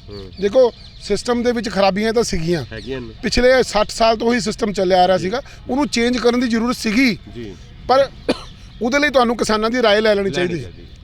ਦੇਖੋ ਸਿਸਟਮ ਚੇਂਜ ਕਰਨਾ ਚਾਹੀਦਾ ਸੀ। ਉਹਨਾਂ ਵਾਸਤੇ ਕਰਨਾ ਤੇ ਰਾਏ। ਅੱਛਾ ਸਰ, ਇਹਨਾਂ ਦੇ ਇਕਜੁੱਟ ਨਹੀਂ ਹੋ ਸਕਦੇ ਕਿ ਇਹਨਾਂ ਦੀ ਕਮੇਟੀ ਬਣਦੀ ਹੈ, ਕਿਸਾਨਾਂ ਦੀ ਕਮੇਟੀ ਬਣੇ, ਇਕਜੁੱਟ ਹੋ ਕੇ ਗੱਲ ਕਰਨ, ਆਪਣੀ ਗੱਲ ਰੱਖਣ ਤੇ ਵਿਚਕਾਰ ਦਾ ਰਾਹ, ਕਿਉਂਕਿ ਪੰਜਾਬ ਜਿਹੜਾ ਹੈਗਾ ਨਾ, ਪੰਜਾਬ ਇਸ ਕਿਸਾਨਾਂ ਤੇ ਕਰੋਨਾ ਦੇ ਮਾਰ ਤੋਂ ਹਲੇ ਹਟਿਆ ਨਹੀਂ। ਕਰੋਨਾ ਦੇ ਕੇਸ ਆ ਰਹੇ ਨੇ, ਪਰ ਕਿਸਾਨ ਜਦੋਂ ਸਾਰੀਆਂ ਟ੍ਰੇਨਾਂ ਬੰਦ ਹੈ, ਨੁਕਸਾਨ ਵੀ ਤਾਂ ਬਹੁਤ ਹੋ ਰਿਹਾ ਪੰਜਾਬ ਨੂੰ। ਸਫਰ ਜੀ ਦੇਖੋ ਮੈਂ ਤੁਹਾਨੂੰ ਗੱਲ ਦੱਸਾਂ, ਇਹ ਲੋਕਤਾਂਤਰਿਕ ਢਾਂਚਾ ਹੈ। ਇੱਥੇ ਹਰ ਕਿਸੇ ਨੂੰ ਆਪਣੀ ਗੱਲ ਰੱਖਣ ਦਾ ਹੱਕ ਹੈ। ਇਹ ਦੇਸ਼ ਹੀ ਲੋਕਤਾਂਤਰਿਕ ਢਾਂਚੇ ਨਾਲ ਬਣਿਆ ਹੈ। ਇਹ ਅੰਦੋਲਨ ਨਾਲ ਹੀ ਦੇਸ਼ ਪੈਦਾ ਹੋਇਆ। ਸੋ ਲੋਕਾਂ ਨੂੰ ਅੰਦੋਲਨ ਕਰਨ ਦਾ ਹੱਕ ਤੇ ਇੱਥੇ ਸੰਵਿਧਾਨਿਕ ਰੂਪ 'ਚ ਹੈ। ਸੋ ਤੁਸੀਂ ਜੇ ਕੋਈ ਵੀ ਨੁਕਸਾਨ ਹੋਇਆ, ਟ੍ਰੇਨਾਂ ਰੋਕੀਆਂ, ਇਹ ਹੋਇਆ ਉਹ ਹੋਇਆ, ਦੇਖੋ ਮੈਂ ਕਹਿੰਦਾ ਉਹ ਨੁਕਸਾਨ। ਮੇਰੀ ਗੱਲ ਸੁਣੋ, ਮੈਂ ਨਹੀਂ ਕਿਹਾ ਕਿਸਾਨ ਉੱਥੇ ਬਹਿ ਕੇ ਤੇ ਨੁਕਸਾਨ ਹੋਇਆ ਤੇ ਹੋਇਆ। ਮੈਂ ਇਹ ਕਹਿਣਾ ਪਿਆ ਇਹ ਨੁਕਸਾਨ ਇੰਨਾ ਹੋ ਰਿਹਾ ਤੇ ਸਰਕਾਰ ਕਿਉਂ ਨਹੀਂ ਜਾਗ ਰਹੀ? ਦੇਖੋ ਮੈਂ ਤੁਹਾਨੂੰ ਪਹਿਲੇ ਗੱਲ ਕਹੀ ਹੈ ਕਿ ਜੇ ਤੁਸੀਂ ਪੁਰਾਣੇ ਸਿਸਟਮ ਦੀਆਂ ਡੀਮੈਰਿਟਸ ਦੇਖੋ ਜੀ, ਮੈਂ ਤੁਹਾਨੂੰ ਗੱਲ ਦੱਸਦਾ। ਪੰਜਾਬ ਦੇ ਵਿੱਚ ਮੇਰੀ 42 ਸਾਲ ਏਜ ਹੈ, ਮੈਂ 17-18 ਫੁੱਟ ਦੇ ਨਲਕੇ ਤੋਂ ਗੇੜ ਕੇ ਪਾਣੀ ਨਹਾ ਕੇ ਵੀ ਨਹਾਉਂਦਾ ਰਿਹਾ, ਤੇ ਹੁਣ ਪਾਣੀ ਅੱਜ 350 ਫੁੱਟ ਤੇ ਪਾਣੀ ਹੈ। ਪੰਜਾਬ ਦੀ ਧਰਤੀ ਜਿਹੜੀ ਹੈ ਉਹਦੇ ਲਈ 14 ਲੱਖ ਟਿਊਬਵੈਲ ਜ਼ਿੰਮੇਵਾਰ ਨੇ, ਜਿਹੜੇ ਤੜਾ ਲੱਗੇ, ਜਿਨ੍ਹਾਂ ਦੇ ਬੱਤੀ ਦੇ ਬਿੱਲ ਤੱਕ ਨਹੀਂ ਆਏ। ਰਾਤੀ ਛੱਡ ਦਿੰਦੇ ਨੇ ਉੱਥੇ ਭੰਗੜਾ ਪਾ ਕੇ ਸੋ ਜਾਂਦੇ ਆ, ਜਿਨ੍ਹਾਂ ਦੇ ਬੱਤੀ ਦੇ ਬਿੱਲ ਤੱਕ ਨਹੀਂ ਆਏ। ਠੀਕ ਹੈ, 14 ਲੱਖ ਟਿਊਬਵੈਲ, ਕਿਤੇ 0 ਟਿਊਬਵੈਲ, ਕਿਤੇ 14 ਲੱਖ ਟਿਊਬਵੈਲ। ਅੱਜ ਪਾਣੀ ਦਾ ਲੈਵਲ ਜਿਹੜਾ 350 ਫੁੱਟ ਤੇ ਚਲਾ ਗਿਆ। ਜ਼ਿੰਮੇਦਾਰ ਤੁਸੀਂ, ਮੈਂ ਤੁਹਾਨੂੰ ਆਉਣ ਲੱਗਾ ਗੱਲ ਤੇ ਜੀ, ਆਉਣ ਲੱਗਾ ਗੱਲ। ਹੁਣ ਤੁਸੀਂ ਮੈਨੂੰ ਗੱਲ ਦੱਸੋ, ਜੇ ਇਦਾਂ ਹੀ ਚੱਲਦਾ ਰਿਹਾ ਤਾਂ ਆਉਣ ਵਾਲੇ ਸਮੇਂ 'ਚ ਤਾਂ ਪੰਜਾਬ ਰੇਗਿਸਤਾਨ ਬਣ ਜਾਊਗਾ। ਤੇ ਤੁਸੀਂ ਉਸ ਗੱਲ ਨੂੰ ਵੀ ਸਮਝ ਲਓ। ਠੀਕ ਹੈ। ਅੱਛਾ, ਬਿਜਲੀ ਦਾ ਬਿੱਲ ਮਾਫ ਕੀਤਾ, ਮੈਂ ਕਹਾਂ ਗਲਤੀ ਉਹੀ ਹੈ। ਬਿੱਲ ਲੈ ਕੇ ਬਿਜਲੀ ਬਿੱਲ ਮਾਫ ਜਿਹੜਾ ਹੋਇਆ, ਮੈਂ ਕਹਿੰਦਾ ਜਿਹਨੇ ਬਿਜਲੀ ਦਾ ਬਿੱਲ ਮਾਫ ਕੀਤਾ ਉਹਨੇ ਆਪਣੀ ਵੋਟਾਂ ਪੱਕੀਆਂ ਕੀਤੀਆਂ। ਦੇਖੋ ਗੱਲ ਇਹ ਵੋਟਾਂ ਦੀ ਰਾਜਨੀਤੀ ਹੈ। ਬੱਤੀ ਦੇ ਬਿੱਲ ਮਾਫ ਤਾਂ ਕੀਤੇ ਗਏ ਕਿਸਾਨਾਂ ਦੇ ਕਿ ਅਸੀਂ ਵੋਟਾਂ ਲੈਣੀਆਂ। ਦਿੱਲੀ ਵੀ ਤੇ ਮੈਂ ਕਹਿੰਦਾ ਇਹ ਰਾਜਨੀਤੀ ਹੈ। ਦਿੱਲੀ ਵੀ ਸਾਡੀ ਇੱਕ ਮੰਦਭਾਗੀ ਗੱਲ ਹੈ ਕਿ ਸਾਡੇ ਵੋਟਰਾਂ ਨੂੰ ਫ੍ਰੀ ਕੋਈ ਚੀਜ਼ ਦੇ ਦਿਓ। ਜੇ ਕਹੋਗੇ ਤੇ ਪਾਕਿਸਤਾਨ ਨੂੰ ਵੋਟਾਂ ਪਾ ਦੇਣਗੇ। ਮੈਂ ਤੁਹਾਨੂੰ ਗੱਲ ਦੱਸਾਂ, ਬਹੁਤ ਵੱਡੀ ਗੱਲ ਕੀਤੀ ਹੈ ਕਿ ਪਾਕਿਸਤਾਨ ਨੂੰ ਵੋਟਾਂ ਪਾ ਸਕਦੇ ਆ ਇਹੋ ਜਿਹੇ ਸ਼ਰਾਬੀ ਜਾਂ ਸ਼ਰਾਬ ਦੇ ਸ਼ੌਕੀਨ, ਪੈਸੇ ਦੇ ਸ਼ੌਕੀਨ ਜਿਹੜਾ ਪੈਸੇ ਦੇ ਕੇ ਤੇ ਵੋਟਾਂ ਪਾਉਂਦੇ ਨੇ। ਪਰ ਆਪਾਂ ਉਹਦੀ ਗੱਲ ਨਹੀਂ ਕਰਾਂਗੇ। ਸਭ ਤੋਂ ਵੱਡੀ ਗੱਲ ਇਹ ਕਰਾਂਗੇ ਸੀ ਅੱਜ ਕਿਸਾਨ ਦੀ ਜਿਹੜੇ ਅੰਦੋਲਨ ਹੈ ਇਹਦੇ ਵਿੱਚ ਕੋਈ ਵੀ ਸਿਆਸੀ ਪਾਰਟੀ, ਜਿੱਦਾਂ ਤੁਸੀਂ ਵੀ ਕਿਹਾ, ਉਹ ਨੋ ਐਂਟਰੀ, ਉਹ ਆਉਂਦੇ ਆ ਨਹੀਂ ਉਹਨੂੰ। ਪਰ 2022 ਚ ਪੰਜਾਬ 'ਚ ਅਗਰ ਇਲੈਕਸ਼ਨ ਆਉਂਦੇ ਆ ਤੇ ਕਿਸਾਨ ਇੱਕ ਚਰਚਾ ਹੈ ਜੀ। ਮੈਂ ਤੁਹਾਨੂੰ ਕਿਸੇ ਵੀ ਅਹੁਦੇ ਤੋਂ ਨਹੀਂ, ਇੱਕ ਆਮ ਨਾਗਰਿਕ, ਭਾਰਤੀ ਨਾਗਰਿਕ, ਇੱਕ ਵੋਟਰ ਦੇ ਹੈਸੀਅਤ 'ਚ ਇਹ ਸਵਾਲ ਪੁੱਛਣਾ ਚਾਹੁੰਦਾ। ਇੱਕ ਐਜ਼ ਏ ਵੋਟਰ ਤੁਸੀਂ ਦੱਸੋ, ਕਿਸਾਨ ਜੇ ਤਾਂ ਸਮਰਥਨ ਕਰਦੇ ਗਿਆ 2022 ਗੱਦੀ ਉਹਨੂੰ ਮਿਲ ਜਾਏਗੀ ਉਸ ਪਾਰਟੀ ਨੂੰ? ਮੈਂ ਇੱਕ ਤੁਹਾਨੂੰ ਗੱਲ ਯਾਦ ਕਰਾਵਾਂ ਜੀ। ਇੱਕ ਤਾਂ ਪਹਿਲੇ ਗੱਲ ਹੈ, ਸਾਡੇ ਲੋਕਾਂ ਦੀ ਯਾਦਦਾਸ਼ਤ ਬੜੀ ਕਮਜ਼ੋਰ ਹੈ ਜੀ, ਬਹੁਤ ਜਲਦੀ ਭੁੱਲ ਜਾਂਦੇ ਆ ਜੀ। ਤੁਹਾਨੂੰ ਯਾਦ ਹੋਊਗਾ 2-3 ਸਾਲ ਪਹਿਲੇ ਗੁਰੂ ਗ੍ਰੰਥ ਸਾਹਿਬ ਦੀ ਬੇਅਦਬੀ ਵੀ ਹੋਈ ਸੀ। ਜਦੋਂ ਸ਼੍ਰੀ ਗੁਰੂ ਗ੍ਰੰਥ ਸਾਹਿਬ ਦੀ ਬੇਅਦਬੀ ਹੋਈ ਤਾਂ ਉਦੋਂ ਲੱਗਦਾ ਸੀ ਵੀ ਜਦੋਂ ਅਕਾਲੀ ਦਲ ਦਾ ਵਜੂਦ ਹੀ ਖਤਮ ਹੋ ਗਿਆ। ਤਾਂ ਲੱਗਦਾ ਸੀ ਹੁਣ ਤਾਂ ਸ਼ਾਇਦ ਅਕਾਲੀ ਦਲ ਨੇ ਕਦੇ ਜ਼ਿੰਦਗੀ 'ਚ ਆਉਣਾ ਹੀ ਨਹੀਂ। ਠੀਕ ਹੈ, ਪਰ ਉਹਨਾਂ ਹਲਕਿਆਂ ਦੇ ਵਿੱਚ ਜਿੱਥੇ ਬੇਅਦਬੀ ਹੋਈ ਸ਼੍ਰੀ ਗੁਰੂ ਗ੍ਰੰਥ ਸਾਹਿਬ ਜੀ ਦੀ, ਉੱਥੇ ਸੁਖਬੀਰ ਸਿੰਘ ਬਾਦਲ ਤੇ ਉਹਨਾਂ ਦੀ ਪਤਨੀ ਹਰਸਿਮਰਤ ਕੌਰ ਬਾਦਲ 1.5 ਦੇ 2-2 ਲੱਖ ਵੋਟਾਂ ਨਾਲ ਜਿੱਤੇ ਆ। ਤੁਸੀਂ ਵਜ੍ਹਾ ਕੀ ਹੈ? ਕਿਉਂਕਿ ਵੋਟਰ ਜਿਹੜਾ ਉਹਦੀ ਜਿਹੜੀ ਬੁੱਧੀ ਹੈ ਥੋੜੀ ਕਮਜ਼ੋਰ ਹੈ ਔਰ ਸ਼ਾਰਟ ਰਨ 'ਚ ਸੋਚਦਾ ਨਹੀਂ। ਤੁਸੀਂ ਮੈਂ ਗੱਲ ਦੱਸਾਂ, ਅਜੇ ਇਲੈਕਸ਼ਨ ਦੂਰ ਹੈ। ਤੁਸੀਂ ਕਿਸਾਨ ਅੰਦੋਲਨ ਦੀ ਅਸੈਸਮੈਂਟ 22 ਵਾਲੀ ਅੱਜ ਨਹੀਂ ਕਰ ਸਕਦੇ। ਹੋ ਸਕਦਾ ਕੱਲ ਮੋਦੀ ਜੀ ਸਾਰੇ ਕਿਸਾਨਾਂ ਦੇ ਖਾਤਿਆਂ 'ਚ 50-50 ਹਜ਼ਾਰ ਰੁਪਇਆ ਪਾ ਦੇਣ ਵੀ ਜਾਓ, ਜਿਹੜੇ ਅੰਦੋਲਨ ਦਾ ਮਾਫ ਕਰਤਾ, ਤੁਹਾਡੇ ਬਿੱਲ ਵੀ ਕਰ ਲਏ, ਜਾਓ ਘਰੋਂ ਘਰੀ, ਤੇ ਭਾਵੇਂ ਬੀਜੇਪੀ ਦੀ ਸਰਕਾਰ ਬਣਾ ਦੇਣ। ਸੋ ਗੱਲ ਹੈ, ਵੋਟਰ ਦਾ ਕੋਈ ਭਰੋਸਾ ਨਹੀਂ। ਵੋਟਰ ਦਾ ਕੋਈ ਭਰੋਸਾ ਨਹੀਂ। ਤੁਹਾਡੀ ਬਹੁਤ ਵਧੀਆ ਗੱਲ ਕੀਤੀ ਤੁਸੀਂ। ਚਲੋ ਮੋਦੀ ਦੀ ਗੱਲ ਕੀਤੀ, ਮੈਂ ਕੈਪਟਨ ਦੀ ਗੱਲ ਕਰ ਦਿੰਦਾ। ਮੈਂ ਵੀ ਇਹੀ ਕਹਿਣਾ ਕਿ 2022 ਤੋਂ ਪਹਿਲਾਂ ਕੈਪਟਨ ਸਰਕਾਰ ਮੈਨੀਫੈਸਟੋ ਮੈਂ ਕਹਿੰਦੇ ਕਿ ਜੋ ਵੀ ਕਿਸਾਨਾਂ ਨੂੰ ਖੁਸ਼ ਕਰ ਦੇਵੇ, ਜੋ ਕਰੇ ਕਈ ਬਣਾਵੇ, ਮੈਨੂੰ ਕਿਸਾਨ ਨੂੰ ਖੁਸ਼ ਕਰ ਦਿੰਦੇ ਆ ਕੈਪਟਨ ਸਾਹਿਬ, ਤੇ 2022 ਕੈਪਟਨ ਸਾਹਿਬ ਦਾ ਹੋ ਜਾਏਗਾ। ਗੱਲ ਇੱਦਾਂ ਖੁਸ਼ ਤੇ ਕਰਨਾ ਚਾਹੀਦਾ ਲੇਟੈਸਟ, ਪੁਰਾਣਾ ਖੁਸ਼ ਕੀਤਾ ਸਾਰੇ ਭੁੱਲ ਜਾਂਦੇ ਆ। ਸੋ ਗੱਲ ਮੈਂ ਤੁਹਾਨੂੰ ਪਹਿਲੇ ਕਹਿ ਰਿਹਾ ਸਫਰ ਜੀ, ਇਹ ਰਾਜਨੀਤੀ ਹੈ, ਇਹਦੇ 'ਚ ਲੋਕਾਂ ਦੀ ਜਿਹੜੀ ਬਹੁਤ ਦੂਰ ਦੇਖਣ ਦੀ ਜਿਹੜੀ ਦ੍ਰਿਸ਼ਟੀ ਹੈ ਨਾ, ਉਹ ਖਤਮ ਹੋ ਚੁੱਕੀ ਹਿੰਦੁਸਤਾਨ ਦੇ ਵਿੱਚ। ਹਿੰਦੁਸਤਾਨ ਦੀ ਮੰਦਭਾਗੀ ਗੱਲ ਹੈ ਕਿ ਅਸੀਂ ਬਹੁਤ ਦੂਰ ਦ੍ਰਿਸ਼ਟੀ ਨਾਲ ਨਹੀਂ ਸੋਚਦੇ। ਮੈਂ ਤੁਹਾਨੂੰ ਹੁਣੇ ਐਗਜ਼ਾਮਪਲ ਦਿੱਤੀ ਹੈ, ਗੁਰੂ ਗ੍ਰੰਥ ਸਾਹਿਬ ਜੀ ਦੀ ਬੇਅਦਬੀ ਹੋਈ, ਉਦੋਂ ਤੁਸੀਂ ਸੋਚਿਆ ਸੀਗਾ ਅਕਾਲੀ ਦਲ ਦਾ ਸਫਾਇਆ ਹੋ ਗਿਆ। ਪਰ ਇੱਕ ਗੱਲ ਹੋਰ, ਜਦੋਂ ਗੁਰੂ ਗ੍ਰੰਥ ਸਾਹਿਬ ਜੀ ਦੀ ਬੇਅਦਬੀ ਹੋਈ ਸੀ, ਇੱਕ ਐਮਐਲਏ ਸਾਹਿਬ ਨੇ ਆਪਣਾ ਤਿਆਗ ਪੱਤਰ ਦੇ ਦਿੱਤਾ ਸੀ, ਬਾਅਦ 'ਚ ਫਿਰ ਇਲੈਕਸ਼ਨ ਲੜ ਲਿਆ, ਤੇ ਉਹ ਬੇਅਦਬੀ ਦੇ ਜਿਹੜੇ ਕਸੂਰਵਾਰ ਜਾਂ ਬੇਅਦਬੀ ਦਾ ਉਹ ਕੀ ਹੋਇਆ ਫਿਰ ਇਲੈਕਸ਼ਨ, ਉਹ ਕੀ ਸੀ? ਇਹੀ ਗੱਲ ਤਾਂ ਮੈਂ ਕਰ ਰਿਹਾ ਕਿ ਧਰਮ ਨੂੰ ਜਦੋਂ ਰਾਜਨੀਤੀ ਨਾਲ ਇੰਟੈਂਗਲ ਕਰ ਲੈਂਦੇ ਆ ਨਾ ਜੀ, ਹਾਂਜੀ, ਤੇ ਲੋਕਾਂ ਨੂੰ ਬੇਵਕੂਫ ਬਣਾਉਣਾ ਇਹਨਾਂ ਲੀਡਰਾਂ ਲਈ 2 ਮਿੰਟ ਦਾ ਕੰਮ ਹੈ। ਤੇ ਸਰ ਇਦਾਂ ਨਹੀਂ ਹੋ ਸਕਦਾ ਕਿ ਰਾਸ਼ਟਰਪਤੀ ਰਾਜ ਕੀ ਹੁੰਦਾ? ਰਾਸ਼ਟਰਪਤੀ ਰਾਜ ਨਾਲ ਸੁੱਤਰ ਆਣਗੇ ਇਹੋ ਜਿਹੇ ਬੰਦੇ ਜਿਹੜੇ ਕਰਪਟ ਬੰਦੇ ਨੇ? ਮੈਨੂੰ ਤਾਂ ਨਹੀਂ ਲੱਗਦਾ ਵੀ ਰਾਸ਼ਟਰਪਤੀ ਹੋਣਾ ਨਹੀਂ ਚਾਹੀਦਾ ਦੇਸ਼ 'ਚ, ਕਿਉਂਕਿ ਸਾਡਾ ਰਾਸ਼ਟਰਪਤੀ ਕਰਦਾ ਕੀ ਹੈ, ਮੈਨੂੰ ਸਮਝਾਓ ਗੱਲ। ਸਾਡੇ ਸੰਵਿਧਾਨ 'ਚ ਇੱਕ ਪ੍ਰੋਵੀਜ਼ਨ ਹੈ ਰਾਸ਼ਟਰਪਤੀ ਦੀ। ਤੁਸੀਂ ਦੱਸੋ 70 ਸਾਲਾਂ 'ਚ ਰਾਸ਼ਟਰਪਤੀ ਨੇ ਕੋਈ ਐਕਸ਼ਨ ਲਿਆ ਕਿਸੇ ਖਿਲਾਫ? ਰਾਸ਼ਟਰਪਤੀ ਤੇ ਮੈਂ ਕਹਿੰਦਾ ਇੱਕ ਇਹੋ ਜਿਹੀ ਪੋਸਟ ਹੈ ਜਿਹੜੀ ਡਿਲੀਟ ਕਰ ਦੇਣੀ ਚਾਹੀਦੀ ਸੰਵਿਧਾਨ ਦੇ ਵਿੱਚੋਂ। ਸਰ ਮਹਾਮਹਿਮ ਦੇ ਬਾਰੇ ਤੁਸੀਂ ਗੱਲ ਕਰ ਰਹੇ ਹੋ ਤੇ ਐਡਵੋਕੇਟ ਹੋ, ਕਾਨੂੰਨੀ ਤੌਰ 'ਤੇ ਆਪਾਂ ਇੱਕ ਲੋਕਤੰਤਰ ਹੈ ਤਾਂ ਆਪਾਂ ਰਾਸ਼ਟਰਪਤੀ ਦੀ ਵੀ ਗੱਲ ਕਰ ਸਕਦੇ ਹਾਂ ਨਾ ਜੀ? ਕਰ ਸਕਦੇ ਹਾਂ, ਬਿਲਕੁਲ ਕਰ ਸਕਦੇ ਹਾਂ ਜੀ। ਔਰ ਮੇਰੀ ਗੱਲ ਸੁਣੋ, ਮੈਂ ਕਹਿੰਦਾ ਕਿ ਤੁਸੀਂ ਇਹ ਗੱਲ ਦੱਸੋ, ਰਾਸ਼ਟਰਪਤੀ ਦੀ ਪੋਸਟ ਸਿਵਾਏ 5 ਲੱਖ ਤਨਖਾਹ ਲੈਣ ਤੋਂ ਤੇ ਕਿਸੇ ਪਾਰਟੀ ਦਾ, ਕਿਸੇ ਰਾਜਨੀਤਿਕ ਪਾਰਟੀ ਦਾ ਵਫਾਦਾਰ ਹੋਣ ਤੋਂ ਇਲਾਵਾ ਅੱਜ ਤੱਕ ਕਿਸੇ ਰਾਸ਼ਟਰਪਤੀ ਨੇ ਕੋਈ ਚੀਜ਼ ਕੀਤੀ ਹੋਈ ਮੈਨੂੰ ਦੱਸ ਦਿਓ। कोई राष्ट्रपति ਇਹੋ ਜਿਹਾ हिंदुस्तान च नहीं आया जिन्हें कोई अपने लेवल पे देश ले। बहुत बड़ी बात की है और ये बात की सुप्रीम कोर्ट के अधिवक्ता और एडवोकेट संदीप गोरसी ने, और सीधे सवाल उठाए राष्ट्रपति पर और बात की किसानों की। तो ये हिंदी और पंजाबी में हमने बातें की है देश की, और फिर हम बातें करेंगे। सर टीवी चैनलों से छाए रहने वाला एक पटियाला का सितारा, देश का सितारा, ਅੰਮ੍ਰਿਤਸਰ आ के ਇਹੋ ਮੇਰੀ ਧਰਤੀ, ਇਹੋ ਮੇਰੀ ਮਾਂ ਆ, ਤੇ ਕਈ ਰਾਜਨੀਤਿਕ ਪਾਰਟੀਆਂ ਨੂੰ ਮਾਂ ਕਹਿਣ ਵਾਲਾ, ਉਸ ਤੋਂ ਬਾਅਦ ਵਿਛੜ ਜਾਣ ਵਾਲਾ। ਫਿਰ ਇਹ ਸਵਾਲ ਤੁਹਾਨੂੰ ਮੈਂ ਇਸ ਲੈਵਲ ਤੇ ਪੁੱਛ ਰਿਹਾ ਕਿਉਂਕਿ ਤੁਸੀਂ ਪੰਜਾਬ ਕਾਂਗਰਸ ਦੇ ਕਿਤੇ ਨਾ ਕਿਤੇ ਐਕਸ ਪ੍ਰਵਕਤਾ ਵੀ ਰਹੇ ਹੋ ਤੇ ਲੀਗਲ ਸੈੱਲ ਦਾ ਐਡਵਾਈਜ਼ਰ ਵੀ ਰਹੇ ਹੋ। बात करते हैं नवजोत सिंह सिद्धू दी। हाँ जी। खामोश है, कोई आंधी आने वाली है, तूफान आने वाला है, खामोशी का कारण क्या है? ਉਹ ਮੌਕਾ ਪ੍ਰਸਤ ਆਦਮੀ ਹੈ ਜੀ। ਉਹ ਜਦੋਂ ਦੇਖੇਗਾ ਮੌਕਾ ਜਿੱਧਰ ਸਰਕਾਰ ਬਣਦੀ ਹੋਗੀ ਉੱਧਰ ਜਾਏਗਾ। ਅੱਜ ਉਹ ਚੁੱਪ ਕਰਕੇ ਬੈਠਾ, ਉਹਨੂੰ ਪਤਾ ਜੇ ਕਿ ਕੋਈ ਪਤਾ ਨਹੀਂ ਕੱਲ ਨੂੰ ਦੁਬਾਰਾ ਕੈਪਟਨ ਦੇ ਪੈਰਾਂ 'ਚ ਪੈ ਜੇ। ਪਿੱਛੇ ਤੁਹਾਨੂੰ ਯਾਦ ਹੋਊਗਾ ਕੈਪਟਨ ਅਮਰਿੰਦਰ ਸਿੰਘ ਨੇ ਉਹਨਾਂ ਨੂੰ ਰੋਟੀ ਤੇ ਬੁਲਾਇਆ ਸੀਗਾ, ਲੰਚ ਕਰਨਗੇ, ਉਹਨੇ 2 ਮਿੰਟ ਨਹੀਂ ਸੋਚਿਆ, ਭੱਜਾ ਲੰਚ ਤੇ ਚਲਾ ਗਿਆ। 1.5 ਸਾਲ ਤੈਨੂੰ ਉਹਨੇ ਪੁੱਛਿਆ ਨਹੀਂ, ਤੇਰੀ ਕੁੱਤੇ ਜੀ ਨਹੀਂ ਬਾਤ ਨਹੀਂ ਕੀਤੀ ਉਹਨੇ। ਫਿਰ ਤੂੰ 1.5 ਸਾਲਾਂ ਬਾਅਦ ਮਿੰਟ ਵੀ ਉਹਨੇ ਪੁਚਕਾਰਿਆ, ਇਹ ਭੱਜਾ ਉਹਦੇ ਪੈਰਾਂ 'ਚ ਜਾ ਕੇ ਲਿਪਟ ਗਿਆ। ਇਹ ਮੈਨੂੰ ਦੱਸੋ ਇਹ ਕਿਹੜਾ ਬੱਬਰ ਸ਼ੇਰ ਹੈ? ਆਪਣੇ ਨੂੰ ਬੱਬਰ ਸ਼ੇਰ ਕਹਿੰਦਾ ਹੈ ਤੇ ਜਾ ਕੇ ਉਹਦੇ ਪੈਰਾਂ 'ਚ ਲੰਮੇ ਪੈ ਗਿਆ ਫਟਾਫਟ ਰੋਟੀ ਖਾਣ ਵਾਸਤੇ। ਸੋ ਗੱਲ ਇਹ ਹੈ ਉਹ ਮੌਕਾ ਪ੍ਰਸਤ ਆਦਮੀ ਹੈ ਨਵਜੋਤ ਸਿੰਘ ਸਿੱਧੂ। ਵਕਤ ਆਏਗਾ ਉਹ ਉੱਧਰ ਜਾਏਗਾ ਜਿੱਧਰ ਸਰਕਾਰ ਬਣਨ ਵਾਲੀ ਹੋਏਗੀ। ਸਰ ਇੱਦਾਂ ਵੀ ਹੋ ਸਕਦਾ ਕਿ ਬੀਜੇਪੀ ਨੇ ਝਾਂਸਾ ਦਿੱਤਾ ਹੋਵੇ ਜਾਂ ਕਿਹਾ ਹੋਵੇ ਕਿ ਕੋਈ ਗੱਲ ਨਹੀਂ 2022 'ਚ ਐਜ਼ ਏ ਸੀਐਮ ਮੈਂ ਤੁਹਾਨੂੰ ਲੈ ਕੇ ਆਵਾਂਗਾ। ਚਰਚਾ ਹੈ, ਅਗਰ ਇੱਦਾਂ ਹੋ ਸਕਦਾ ਹੈ ਤਾਂ ਹੋ ਸਕਦਾ ਕੋਈ ਵਜੂਦ ਬੀਜੇਪੀ ਦਾ ਬਣ ਜਾਵੇ। ਦੇਖੋ ਰਾਜਨੀਤਿਕ ਬੰਦਿਆਂ ਦਾ ਕੋਈ ਜ਼ਮੀਰ ਨਹੀਂ ਹੁੰਦਾ ਜੀ। ਇਹ ਕਦੀ ਕੋਈ ਮੁੰਨੀ ਬਣ ਜਾਂਦੀ, ਕਦੀ ਮੰਮੀ ਬਣ ਜਾਂਦੀ ਹੈ, ਇਹਦਾ ਕੋਈ ਭਰੋਸਾ ਨਹੀਂ। ਇਹ ਕਿਸੇ ਨੂੰ ਮੁੰਨੀ ਤੇ ਕਿਸੇ ਨੂੰ ਮੰਮੀ ਕਹਿ ਸਕਦਾ, ਮੁੰਨੀ ਵੀ ਦੀ ਮੰਮੀ ਬਣ ਗਈ ਬਾਅਦ ਵਿੱਚੋਂ।